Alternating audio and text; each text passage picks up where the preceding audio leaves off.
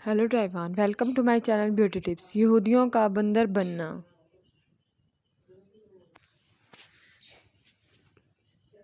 जैसा कि इस्लाम में जुम्मत इज़्ज़त वाला है, ईसाइयों के लिए इतवार और हिंदुओं के लिए मंगल, इसी तरह यहूदियों के लिए हफ्ते का दिन मोहतरम था। मगर फ़र्क इतना है कि इस्लाम में सिर्फ इन लोगों पर जुमे की नमाज फ़र्ज़ है जिनकी पहली अज़ान से ख़त्म तक वो दुनियावी कारोबार करना हराम है। जो नमाज में दाखिल अंदोज़ों, औरतें, बच्चे, मुसाफिर और बीमार लोग इस हकम से अलहदा हैं क्योंकि इन पर जुमा फ़र्ज़ नहीं है। लेकिन यहूदियों ईसाइयों के यहाँ इन सारे दिनों में दुनियावी कारोबार हराम थे और ख़ास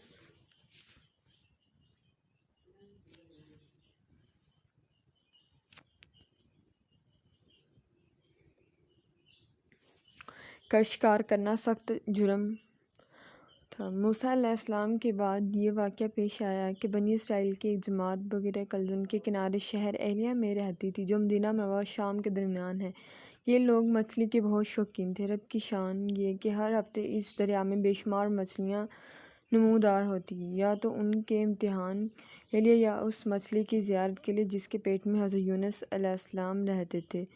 बाकी दिनों में सब मछलियाँ गायब हो जाती थीं।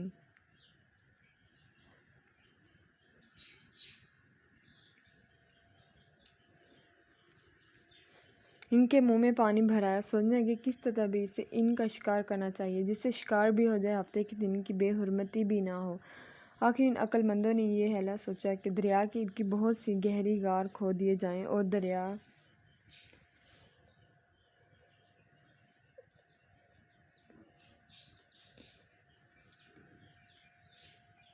से इस गार तक नालियां बना दे। जुमे की शाम को इन नालियों का मुंह खोल देते थे, पानी के साथ मछलियाँ इन गढ़ों में आ जाएं। इतवार के दिन इन गढ़ों से पकड़ लेते और कहते हम हफ्ते को शिकार नहीं करते। इन्होंने वो मछलियाँ खूब खाईं।